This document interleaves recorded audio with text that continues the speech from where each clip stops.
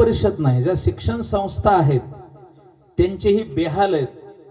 कसे कसे आधार कार्ड गोळा करतात, कसे कसे खोटे नावं लावतात, आम्हाला सगळं माहित आहे. आम्ही बोलत नाही, आमचा विषय नाही.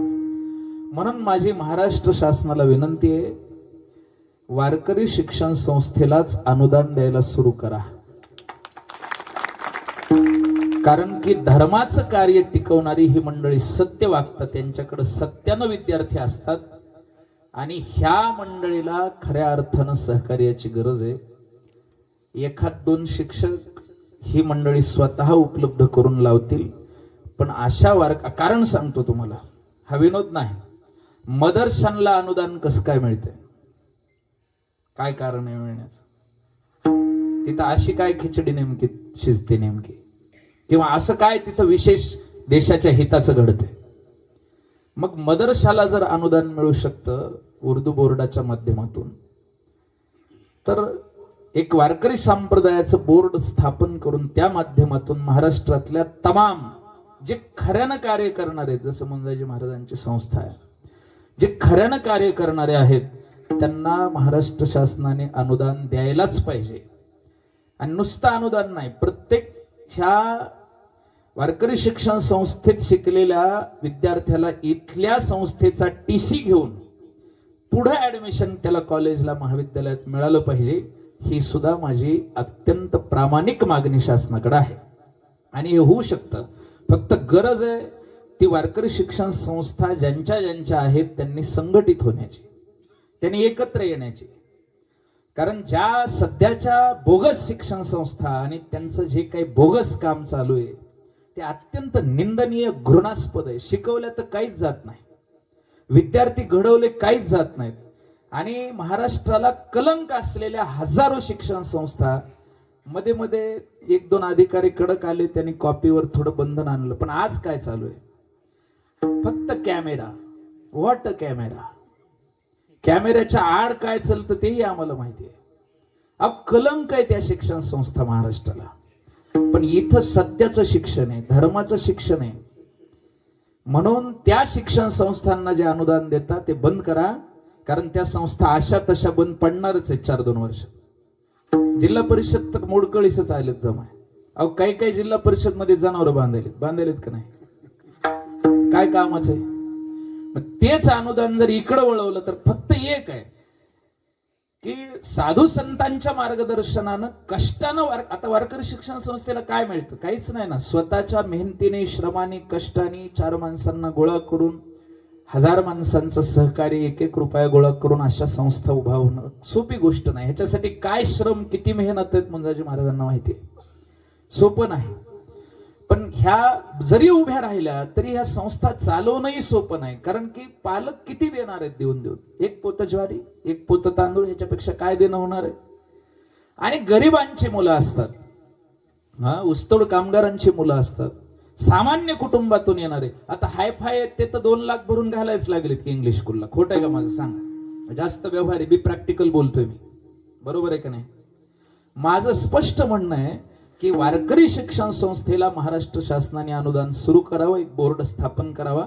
त्या बोर्डावर ज्ञानी गुणी जुनी जाणती मंडळी, जे विद्वान आहेत, ज्यांनी 25-40 वर्ष संस्था चालवलेल्या आहेत, अशा लोकांना डायरेक्टर म्हणून घ्या आणि त्यांच्या मार्गदर्शनाखाली अशा वारकरी शिक्षण संस्थांना अनुदान मिळालंच पाहिजे. एक आंदोलन वारकरी शिक्षण संस्थांच्या सगळ्या गुरुजींच्या वतीनं, प्रत्येक संस्था प्रमुखाच्या वतीनं जर जोरात आणि तगडं आंदोलन झालं तर हे मंत्री, संत्री, चिकू, केळी, आंबे, फणस काय असतील ते निश्चित झुकू शकतात. पण हे आंदोलन जर उभा करायचं असेल तर मी प्राणपणाने तुमच्यासोबत लढायला तयार आहे.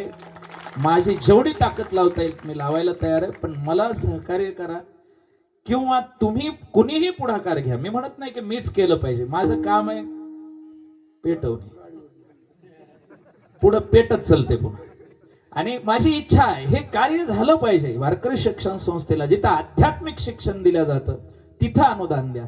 आणि वारकरी शिक्षण संस्थेंनी सुद्धा ही तयारी करायची आहे इथून पुढच्या काळात की ह्या विद्यार्थ्यांना 10 ते 5 किंवा 10 ते 4 कुठल्या तरी शिक्षण संस्थेत, जिल्हा परिषद मध्ये, संस्थेत पाठवायचं नाही.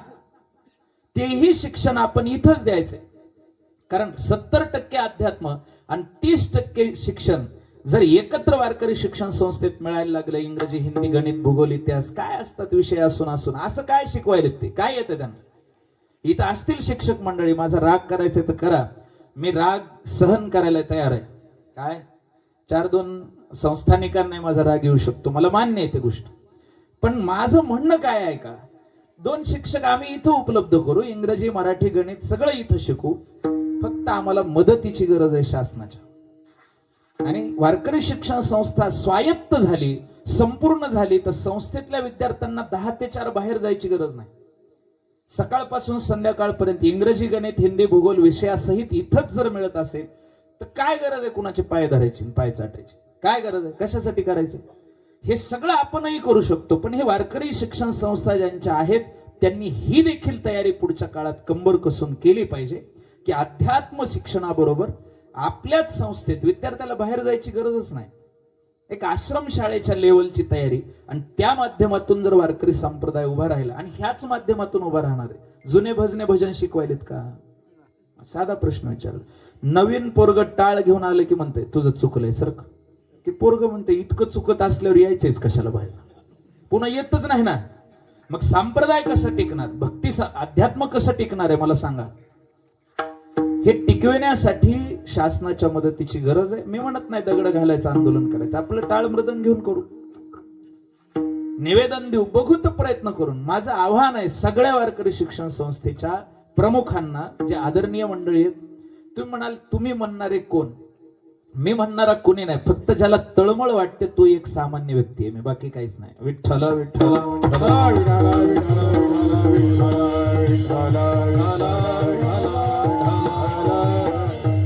आणि संविधानाचं राज्य आहे, लक्षात ठेवा. कॉन्स्टिट्यूशनल आपली जी डेमोक्रेसी आहे, ऑटोक्रेसी नाही आपली, संवैधानिक लोकशाही आहे. ह्याच्यामध्ये रडल्याशिवाय मिळत नाही, मागितल्याशिवाय मिळत नाही, आंदोलन केल्याशिवाय मिळत नाही. अहो स्वातंत्र्य सुद्धा आपल्याला खूप काही कष्ट करूनच मिळवावं लागलं. मग आज वारकरी शिक्षण संस्थांना जर स्वायत्त आणि संपूर्णता मिळवायची असेल तर ह्या गोष्टीची गरज आहे. पण गंमत काय आहे, एक संस्थेवाला दुसऱ्या संस्थेवाल्याला बोलायलाही तयार नाही. जर असं असेल तर मग हे होणारही नाही. मग ह्या शिक्षण संस्थावाल्यांचंच फावणार आहे, ह्यांचंच चालणार आहे. आणि लक्षात ठेवा, किती जरी वारकरी शिक्षण संस्थेसाठी आपण कष्ट घेतले तरी 10 ते 4 ची वेळ आपल्याला पोरांना त्यांच्या पायावर घालणंच आहे का नाही? मजबुरी आहे का नाही? ती मजबुरी आपल्याला ठेवायची नाही. ही तयारी धरा पहिली, आणि अनुदानाची मागणी करा. ताकदीनं जर आपण लढलो, 4-2 वर्ष जास्त गरज नाही. आणि तसंही सध्याचा काळ इतकाही धर्माला नकारणाऱ्या सत्तेचा नाही, त्याच्यामुळे कदाचित शक्य होण्याची शक्यता आहे. माझ्या मागणीचा विचार बारकाईनं प्रत्येकानं करा, आणि जिथं माझी गरज लागेल त्या प्रत्येक क्षणी माझे कार्यक्रम सोडून मी उभा राहायला तयार आहे.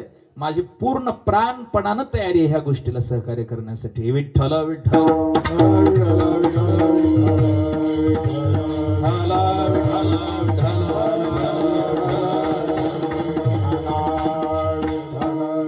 कशा करता एवढी तळमळ वाटते? कारण इथं जे संस्कार मिळणार आहेत, इथं जे ज्ञान मिळणार आहे ते कोण्याच संस्थेत नाही. ना इंग्लिश स्कूल, ना इंटरनॅशनल स्कूल. आणि किती लूट चालली आहे शिक्षणाच्या नावावर, किती लुटलंय आजपर्यंत. आणि इथून पुढचा काळ असा आहे की प्रायव्हेट, सगळे प्रायव्हेट प्लेयर आहेत शिक्षणाच्या बाबतीत. अध्यात्म तर शिकवल्याच जात नाही, धर्म बुडणार. लक्षात ठेवा, जे लोक आपल्या लेकरांना धर्म शिक्षण देत नाहीत ते धर्मावर कुठाराघात करतात. कारण उद्याच्याला टाळकरी म्हणून हीच मंडळी पुढे राहणार आहे. आमचं जाऊ द्या, आम्ही आता काही दिवसांनी जाऊ, पण पुढं वारकरी संप्रदायाच्या, हिंदू धर्माच्या भगव्या ध्वजाची पताका खांद्यावर घ्यायला कोण आहे? पुढची पिढी कोण आहे? हीच ती पिढी आहे, आणि हीच ती पिढी घडवण्याचं हे दिव्य कार्य इथं सुरू आहे. म्हणून मला मंजाजी महाराजांचं विशेष कौतुक करायचंय. विठ्ठल विठ्ठल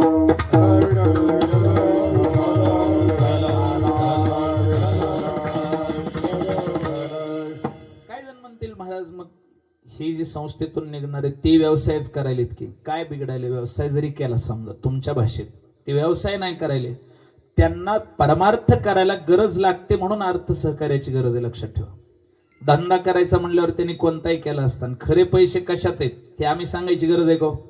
कुणाकडे पैसे? महाराज लोकांकडे. अहो लई येड्यात काढले तुम्हाला. सगळ्यात जास्त पैसा राजकारणी, ऑफिसर लोक, गुत्तेदार हे लोक आहेत. काय खोटं आहे का माझं? बोला. सत्य बोलायला त्याला काय, जे सत्य बोलेल त्याला भ्यायचं काय कारण आहे?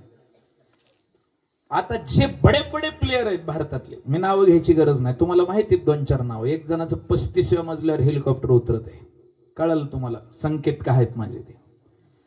त्याच्यामुळं व्यवसाय म्हणून जरी ही मंडळी पुढे आली की गायनाचार्य आहेत, वादनकार आहेत, व्यवसाय म्हणून जरी केलं